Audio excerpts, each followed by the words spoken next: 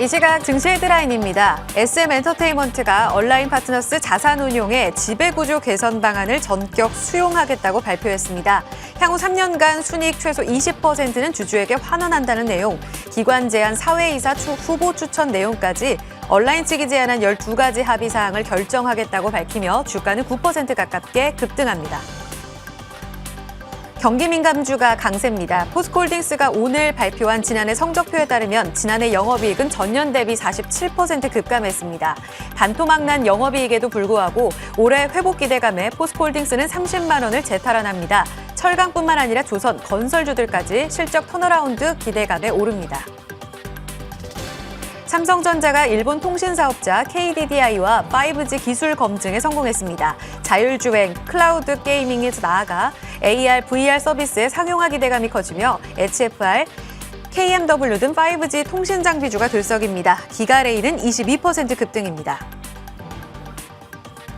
신성장 테마의 순환매가 계속됩니다. 무인 자동화 기대감에 신고가를 또 경신하는 레인보우 로보틱스를 포함해 셀바스 AI, 코난 테크놀로지와 같은 AI 테마의 상승, 미래산업 게임 체인저라는 양자과학 테마까지 신테마에 형성되며 관련 주인 텔레필드가 급등세입니다.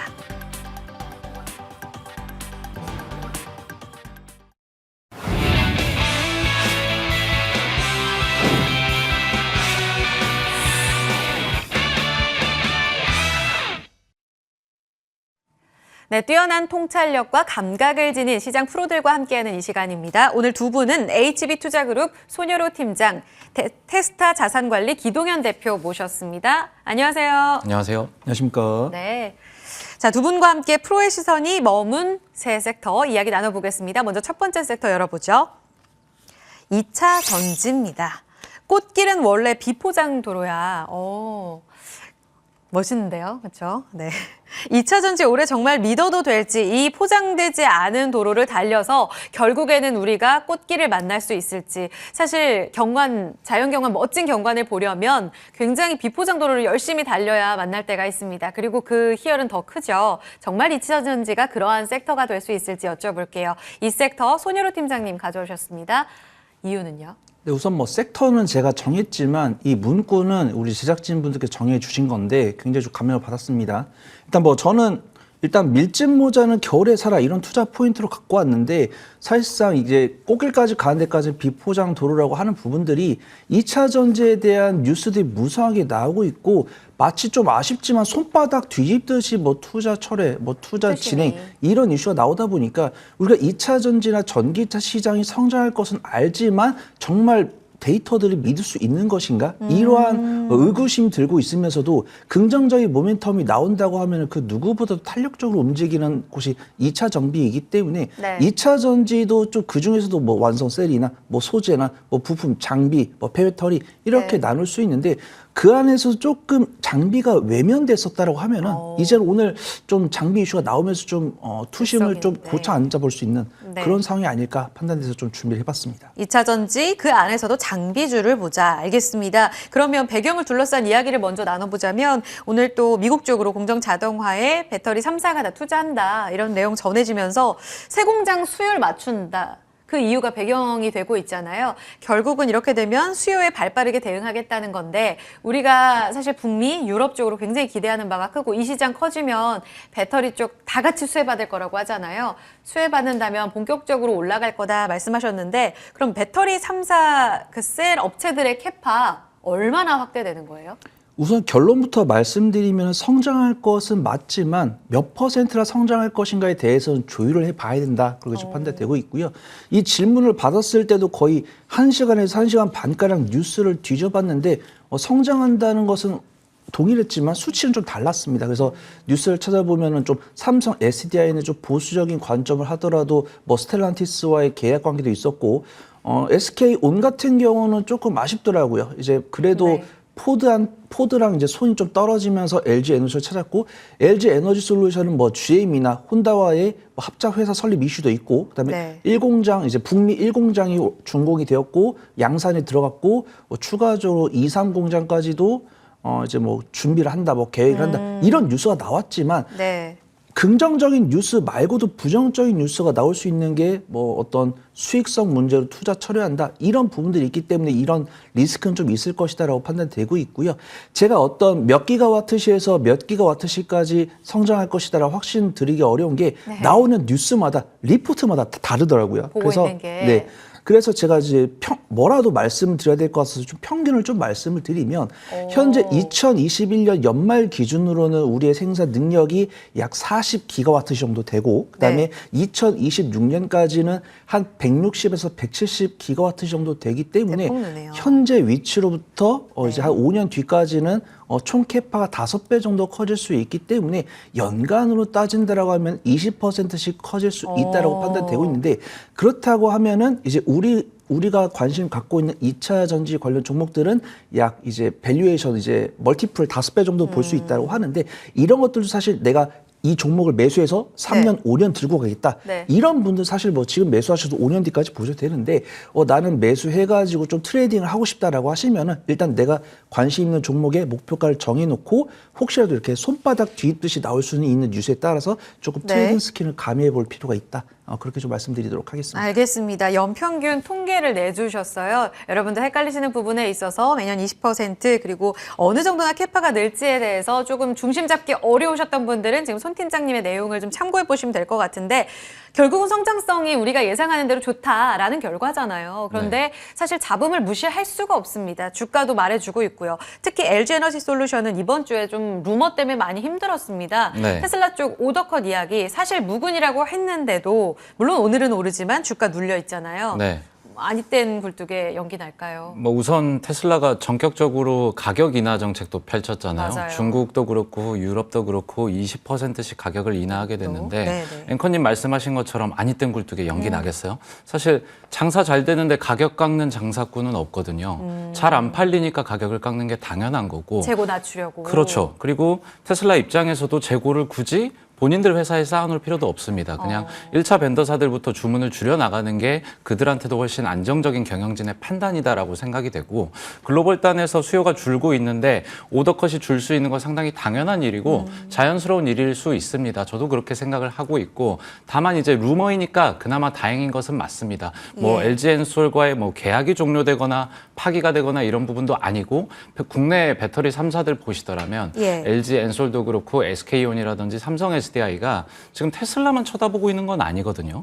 포드라든지 뭐 GM이라든지 혼다까지도 러브콜을 받고 있고 여러 합작법인을 설립을 해서 고객사를 다양화하고 있기 때문에 예. 이런 부분들을 더 주목해서 보시면 좋겠습니다. 알겠습니다. 배터리셀에 대해서는 우리가 추가적으로 확인해야 될 게 있다. 그럼 추가적으로 오늘 좀 강한 앞서 손 팀장님도 지적해 주신 이 장비 쪽도 여쭤보도록 할게요. 장비 쪽 오늘 장비 수주 뉴스 들리면서 PNT 자비스 이쪽으로 지금은 마이너스 전환이 나오긴 했지만 이번 주에 비교적 강한 모습을 보여주지 않았습니까? 이런 흐름을 봤을 때 본격적으로 장비 발주 시작되나에 대한 기대가 기 네. 대표님께 추가적으로 좀 더 여쭤볼게요. 이쪽은 투심 괜찮은 건가요? 전체적으로 2차 전지 밸류 체인들이 다 어느 정도 조정을 많이 받은 상태여서 네. 밸류에이션적인 매력은 상당히 높아졌다라고 생각을 하고 있어요. 근데 그 안에서 어떤 기업을 좀 옥석을 가려서 볼 거냐라고 생각을 하는 건데 최근 들어서는 신규 배터리 셋업체들도 많이 늘어났고 요즘 또 주목을 받는 게 인건비가 너무 높다 보니까 뭐 자동 공정화라든지 자동화로, 뭐 전공정, 후공정 다 자동화하는 거, 뭐 그리고 무인화 이런 네. 것들이 되게 중요해지는 것 같아요. 그래서 네네. 2차 전지 장비 업체 안에서도 턴키로 그러니까 전공정, 후공정 모두 수주가 가능한 기술을 가진 기업들이 주목을 받을 것이다라고 생각을 하고 있고 뭐 그와 비슷한 기업으로 보자면 하나기술이라든지 코인테크 정도를 저는 관심 있게 보고 있습니다. 오, 토픽까지 이야기해 주시네요. 이번엔 손 팀장님께 여쭤볼까요? 그러면 장비 안에서도 상승 탄력이 더 좋은 쪽 지금 기 대표님께서도 말씀을 해주셨는데 전극, 조립 혹은 말씀하신 뭐 무인화, 자동화까지 공정에 따라서도 우리가 수혜주가 좀 달라지잖아요. 그 안에 투자 아이디어 꼽아보자면 어느 쪽 매력적인가요? 저는 당연히 이제 2차 전지 장비 쪽, 그러니까 저는 뭐 셀이나 뭐 소재나 장비들 다 투자 가능한데 리스크를 감당할 수 있냐 보통 물어보거든요, 고객분한테. 그러면은 리스크를 감당할 수 있다라고 말씀하시는 분은 소재나 이제 셀 정도를 좀 말씀을 드리고요. 그쪽이 더 안정적이다. 난 좀 묵직묵직하게 들고 네. 갈 수 있는 종목을 원하신다라고 장비 쪽을 말씀드리는 게 아. 장비 같은 경우는 다른 2차 전지 관련 종목들에 비해서 좀 바닥권에 있는 경향이 있고 네. 최근에 일주일 동향을 보면 좀 외인이 꾸준하게 매수하고 있습니다. 오늘 수주가 나온 PNT, 인텍플러스, 이노메트리 이런 종목들은 이제 갭상승 시작한 다음에 외인의 차익실이 나오고 있기 때문에 단기적인 재료가 좀 노출이 됐다라고 평가할 수 있고요. 자비스 같은 경우는 외인의 순매수가 오늘도 꾸준히 나오고 있기 때문에 매수는 가능하지만 일간 지금 최근 2주 정도 좀 추세가 부담되기 때문에 네. 트레이딩 스킬이 있으신 분이라고 한다면 자비스도 괜찮다라고 판단되고 있고요. 네. 손절을 정말 못하시는 분이라고 한다면 제가 또 좋은 정보 갖고 왔으니까 지금 보셔야 되지 않을까 싶습니다. 잡있을 줄 알았어요. 외국인 계속 사네요. 그러면 토픽 들어보겠습니다. 어떤 종목 가져오셨어요? 네, 제가 이제 토픽으로 준비한 종목 아바코라는 종목입니다. 이제 어떤 디스플레이 관련 종목이라고 아실 수 있는데 최근에 이제 2차 전지 롤 관련 사업으로 또 확장을 진행하고 있고요. 작년 연말부터도 이제 해외나 이런 쪽에 좀 수주를 이제 수출을 진행하고 있는 안정적인 2차 전지 관련 종목이다라고 판단되고 있습니다. 일단은 리포트나 이런 것들이 나오기엔 좀 시가총액이 좀 작은 편이 있지만 뉴스를 보면은 그래도 2차 전지 장비에 따른 수주가 좀 꾸준히 나올 것으로 판단되고 있고 그러한 과정에 이제 그냥 디스플레이 기업에서 2차 전지 장비 기업으로 좀 변화가 기대가 된다. 그리고 그런 이유는 작년 말부터 좀 해외에 대한 수출이 일어나고 있지만 올해는 더더욱더 그런 수주가 더 커질 것이라고 전망되고 있고 현재도 2월 된 수주 잔고가 1,700억 원이기 때문에 올해 실적도 좀 긍정적으로 나올 것이다라고 평가되고 있고요. 네. 지금 반등 여력은 업종퍼가 46.07인데 현재퍼가 16.04이고 12개월 선행퍼가 9.94이기 때문에 현재도 업종 대비 저평가 매도를 갖고 있는데 더욱더 저평가 매도가 심해질 가능성이 있다라고 판단되고 있고요. 지금 주가상으로도 11월에 조금 단기적 슈팅이 나왔는데 기간 조정 충분히 한 2달 정도 거친 다음에 1월 초에 바닥을 잡았고 어제 좀 쌍바닥을 잡았는데 2개월 연속 외인과 기관의 쌍끌이 순매수가 들어왔기 때문에 지금 잡고 있는 쌍바닥이 굉장히 좀 유심 좀 지켜볼 수 있는 시점이다라고 판단되고 있고 오늘 좀 거래량 동반되면서 꽤나 큰 양봉 보여주고 있기 때문에 이 부분에서 좀 분할 매수 해보시면은 크게 후회하지 않으실 거다라고 좀 판단됩니다. 알겠습니다. 매수가는 제가 13,500원 원고에 드렸는데 오늘 너무 갔죠. 13,900원부터 13,500원까지 분할 매수해 보시면 좋을 것 같고요. 손절가는 12,900원, 1차 목표가는 15,000원 잡고 단기 수익 관점으로 지켜보시면 좋을 것 같습니다. 오늘 고점 높여가네요. 13,500원에서 13,900원 현재가까지도 매력적이다. 앞으로 기대할 수 있는 아바코의 목표 가격은 15,000원 제시해 주셨습니다. 디스플레이 장비에서 이제는 2차 전지 장비로 좀 더 탈바꿈하면서 시장의 재평가 이뤄질 수 있다. 이런 답 들어봤습니다. 토픽 아바코였습니다. 첫 번째 프로의 시선이 머문 섹터 답 들어봤고요. 두 번째로 넘어가 보겠습니다. 두 번째 프로의 시선이 머문 섹터 공개하겠습니다. 자, 유망주에서 대세가 된 AI, 반도체와의 시너지는 과연 어떨까? 생소하면서도 굉장히 또 매력적인 주제로 저희가 이야기를 나눠보겠습니다. 기동환 대표님이 가져와 주셨습니다. 마이크로소프트의 챗 GPT, 이번 주에는 KT 쪽에서 믿음이라는 AI 상용화, 우리도 해낼 수 있나라는 기대감 속에 AI 테마가 굉장히 좀 들썩이는 모습이었습니다. 그런데 반도체와의 연결고리를 말씀하셨어요. 일단 선정 이유부터 들어볼게요. 우선 반도체 시장 업황 지속적으로 부정적인 건 시청자분들도 다 알고 있는 사실이지만 그 안에서 AI 반도체 따는 지속적으로 성장이 가파르게 올라오고 있는 부분들을 숫자로 확인을 할 수가 있고요. 시스템 반도체 안에서도 AI 반도체가 점유율을 확대해 나가고 있습니다. 이제 그렇다 보니까 AI 반도체 개발에 필요한 지적재산권이도 IP 쪽, 설계 쪽에서도 상당히 관심을 받고 있기 때문에 이런 부분들을 좀 주목해보고자 가져왔습니다. 알겠습니다. 굉장히 매력적입니다. 반도체는 안 좋지만 어떻게 보면 이 컴퓨터의 두뇌 역할, CPU 하는 AI 반도체는 계속적으로 지금 숫자 찍히고 있다 말씀하셨습니다. 놓치고 계신 분들 지금부터 이야기를 더 들어보셔야 될 것 같은데 잠깐 테마겠거니 했어요. 그런데 AI 반도체 지금 말씀해 주신 대로 지금 그러니까 예를 들면 다른 반도체와는 명확하게 어느 쪽이 수요가 좋은 거고 그래서 숫자로 찍히는 것인지 그 차별점을 자세히 알려주세요. 그렇죠. 우선 CPU랑 AI 반도체가 어떻게 다른지 이해를 하면 좋은데요. 제가 질문 하나 드릴게요, 앵커님. 멕시코의 두 번째로 큰 도시 이름을 떠올리고 그걸 거꾸로 읽어보실 수 있어요? 일단 첫 번째 네. 답부터 지금 헷갈려가지고. 그쵸. 네. 바로 머릿속에 모르겠다는 답변을 준비하셨을 거고 예. 이미 이제 비웃으면서 웃고 있지 않습니까? 모른다는 걸 빠르게 안다라는 거거든요. 근데 이 CPU는 달라요. 모른다고 얘기하지 않습니다. 계산을 하고 연산을 하고 가지고 있는 데이터를 꺼내는데 시간이 들게 돼요. 근데 기존에는 AI 전용 CPU가 아니었다 보니까 전력 면에서도 비효율이 많은 거고 연산이나 처리단에서 시간이 많이 걸리는 이런 단점들이 있었습니다. 네네. 인공지능용으로 개발이 안 되어 있었기 때문에 해당 부분들의 한계가 있었던 거고 이제 이런 부분들을 CPU와의 어떤 차이를 급격하게 벌리기 위해서 NPU라는 기술이 나왔다라고 보시면 좋을 것 같습니다. NPU. 네, NPU. 인간의 뇌 신경망과 가장 비슷한 모습이다라고 보시면 좋을 거고요. 딥러닝 알고리즘이 이제 이미지라든지 음성, 메시지 등의 비정형 데이터를 빠르게 연산하고 인식하고 처리할 수 있는 장치다라고 보시면 좋을 것 같습니다. 과거에 반도체 시장의 어떤 성장 흐름들을 한번 보시면 네. 첫 번째로 이제 그래픽 처리 장치, CPU, GPU 이런 것들이었고 두 번째가 이제 주문형 처리 장치였고 세 번째가 NPU 순으로 발전되는 흐름이었다라고 이해를 해보시면 좋습니다. 기존에는 데이터 센터 안에 GPU 같은 것들이 발달하면서 뭐 엔비디아 같은 기업들이 성장을 했었고 네. 이제 그 다음으로 대체하는 것들이 뭐 파운드리 업체였죠. 네. 삼성전자, 애플 뭐 이런 기업들이었다라고 보시면 좋을 것 같습니다. 그 다음으로 이제 NPU가 본격적인 개화기에 접어들었다라고 생각을 하고 있습니다.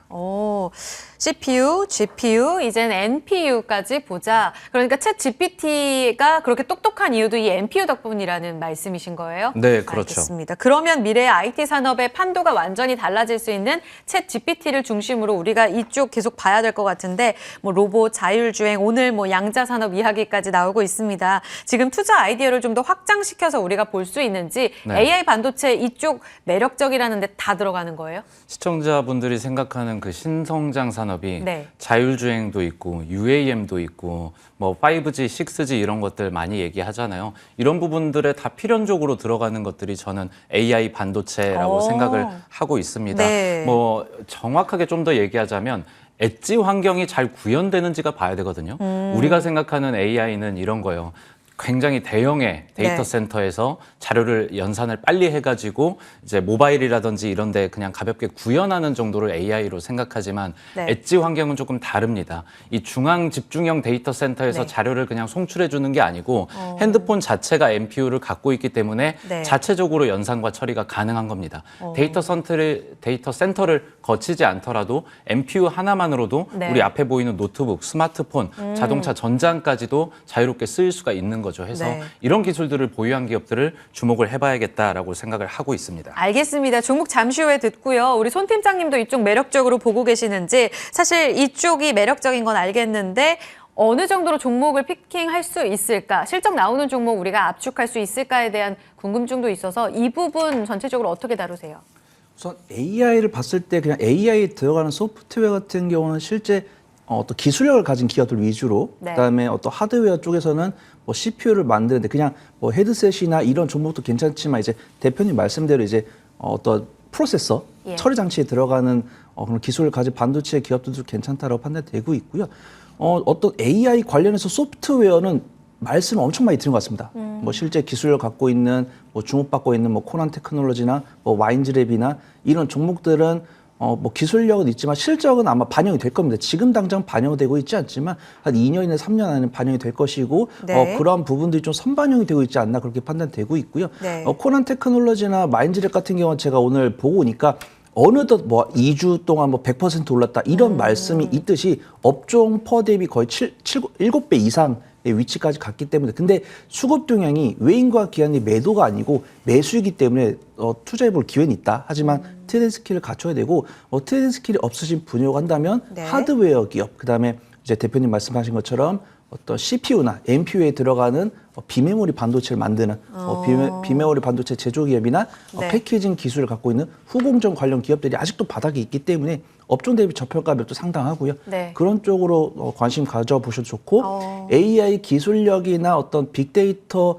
향상에 따라서 그를 좀 뒷받침해 줄 수 있는 후속 섹터도 관심을 가져보시면 좋을 것 같다.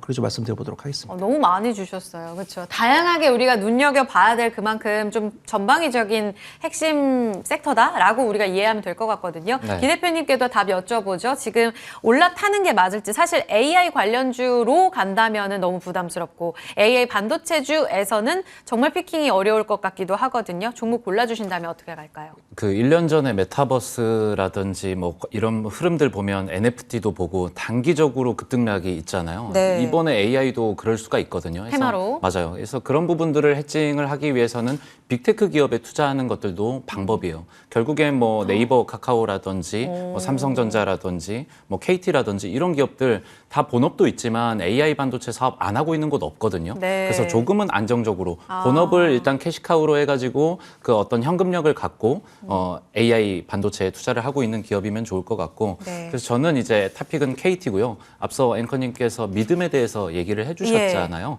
이게 챗GPT의 한국판입니다.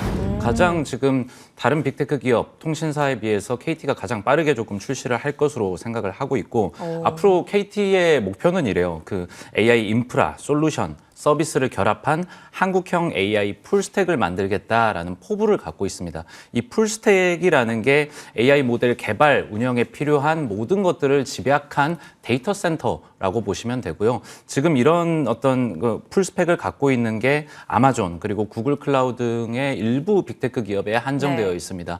그걸 이제 KT가 해보려는 거고 네. 정책적으로도 뒷받침을 받고 있어요. 지금 과기부에서 네. 국내 AI 반도체 사업 발전을 위해서 국산 AI 반도체 활용한 K 클라우드 추진 방안을 공개를 했습니다. 지금 25년도까지 1,000억 원 투입을 한다는데 지금 1차적인 거점은 광주입니다. 여기에 MPU 팜을 구축을 할 것이고 예. MPU 팜이란 AI 반도체에 특화된 데이터 센터라고 보시면 되고 네. 최근에 KT가 컨소시엄을 구성을 해가지고 이쪽에 수주를 받은 이력까지 확인을 하실 수가 있습니다.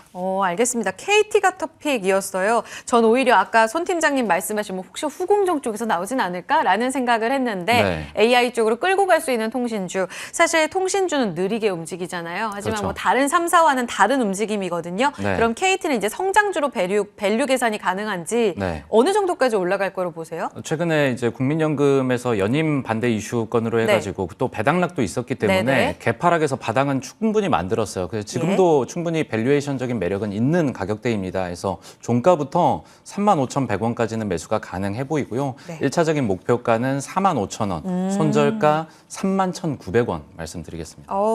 최근도 잘 갔다 싶었는데 최근 그러니까 작년에 나온 8월 고점 뚫어낼 거로 보시네요. 네. 45,000원까지의 KT 여력을 지켜보도록 하겠습니다. 두 번째 프로의 시선이 머문 섹터까지 함께 해봤습니다.